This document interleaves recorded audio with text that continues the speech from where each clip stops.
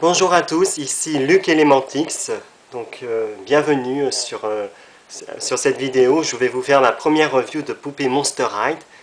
Donc comme vous voyez, ça va être celle de Gina Fire, la fille du dragon. Donc elle est apparue dans le film Scaris, et d'ailleurs elle vient de cette collection. Alors c'est la collection Scaris, mais c'est quand même sa basique, faut se dire.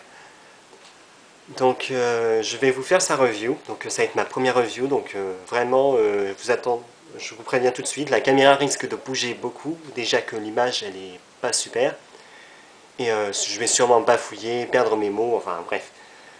C'est une première expérience alors, je vais essayer de faire ça au mieux. Donc Gina Fire, c'est la fille du dragon chinois comme je l'ai dit, donc je vais vous montrer son visage. Alors est-ce que la caméra va mettre au point? Non. Non. Bon, bah, on va faire sans. Donc voilà son visage, donc elle a les yeux verts très clairs. Elle a des sourcils, ça lui donne un petit air méchant, mais je trouve que ça fait vraiment, je sais pas, ça me fait penser aux moustaches du dragon chinois, justement. Donc, ah, tiens, elle a un truc là, ah, je sais pas ce que c'est. Elle a peut-être souffert un peu dans mon tiroir. Ah, là, on a une belle image. Oui, donc j'ai entassé un peu mes Monster High dans un tiroir, donc celle qui était tout au fond, donc Gina Fire en l'occurrence, on a peut-être un peu souffert, notamment au niveau de la coiffure. Elle n'était pas aussi décoiffée quand je l'ai eue. Donc elle a des cheveux, c'est deux teintes de vert, comme vous voyez, donc elle a une teinte très foncée et un vert plutôt un peu fluo. Vert, donc elle a une frange qui est attachée au niveau de son oreille. Et le reste de sa chevelure, alors ça se regroupe en une espèce de chignon. Et après, il y a tous les cheveux qui retombent dans son dos.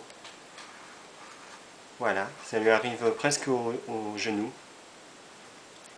Alors, dans ses cheveux, elle a cet accessoire, donc je ne sais plus du tout comment ça s'appelle. Donc, c'est une espèce de bâton. Alors, d'abord, vous voyez, elle a une belle fleur de lotus. Je dis une fleur de lotus, mais à mon avis, c'est autre chose. Donc, une fleur dorée. Je sais pas si on voit, il me semble qu'il y a quelque chose tout au centre. Je sais pas, une sorte de visage. Bon, je sais pas du tout ce que c'est.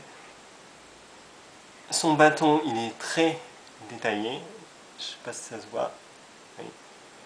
Et à chaque extrémité, il y a ce truc en plastique. Donc c'est des rubans. Je trouve ça très joli. Donc je n'ai pas celui qui est à l'autre extrémité. Parce que je l'ai eu en brocante et bon, je l'ai un peu acheté par dépit. Et bon, j'avais pas vu qu'il manquait euh, le truc orange au bout du bâton. Ces boucles d'oreilles, alors je trouve ça très joli, c'est une bonne idée, c'est un peu vous savez, les cordons pour attacher les rideaux, je trouve ça très joli. Voilà, donc elle a la même de l'autre côté. Vous pouvez voir, elle a aussi des oreilles pointues. Au niveau de sa tenue, elle porte une tunique violette. Donc elle a des motifs de flammes en orange et des motifs bleu nuit pour des nuages. Et il y a aussi, oui, il y a aussi en noir voilà, il y a aussi des motifs de nuages dessinés en noir, j'avais pas vu. Donc voilà sa tenue. Et elle a une manche. C'est dans un tissu assez, enfin, vraiment pas flexible. Enfin, il n'arrête pas de se retourner sur lui-même, c'est un peu chiant. Donc c'est un tissu noir. Et, et il y a des motifs d'écailles qui sont dessinés en orange. On retrouve le même avec sa tenue. Donc pareil, je le déroule. Là, c'est un peu découpé en, comment dire, un peu façon vampire. Elle a une ceinture donc, qui s'enlève, mais je vous le conseille pas parce que c'est là qu'est attaché le tissu noir. D'ailleurs, vous voyez, il y a un petit bigoudi pour l'attacher à la jupe en dessous. Au niveau de ses bras, Alors, est-ce que la caméra va...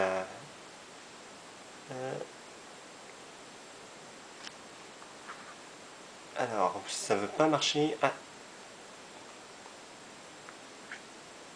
Voilà. Et un petit effort. Donc, comme vous voyez, ses bras ils sont couverts d'écailles.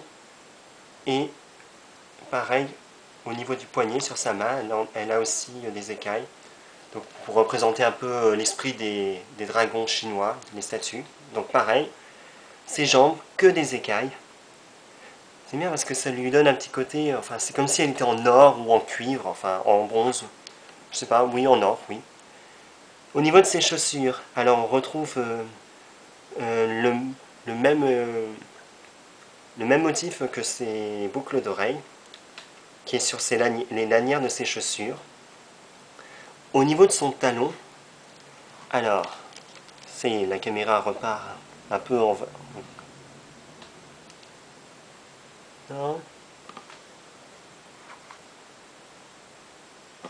Petite mise au point. Ah. Alors, je sais pas trop ce que représentent ces talons. J'avoue que je sais pas. Je pense que c'est peut-être une queue de dragon ou une chevelure, je sais pas. En tout cas, il y a des motifs de flammes au milieu. Et en dessous de ces talons, c'est un croc. On a la gueule du dragon, enfin du moins son museau et ses crocs. Et en fait, les dragons chinois, enfin dans la culture chinoise, le dragon il tient toujours une perle entre ses pattes. Donc voilà, on a une perle sous ses pieds. Alors Gina Fire a aussi une queue, que vous voyez bien là. Donc il y a un espace dans sa tenue. Et donc on peut le tourner. Ah, je ne peux pas le faire sans casser la gueule à la poupée. Donc ça se tourne un peu comme les aiguilles d'une horloge. Donc on ne peut pas la bouger plus. Voilà, avec les motifs de flammes en vert. Donc je n'ai pas son journal, mais j'ai sa valise.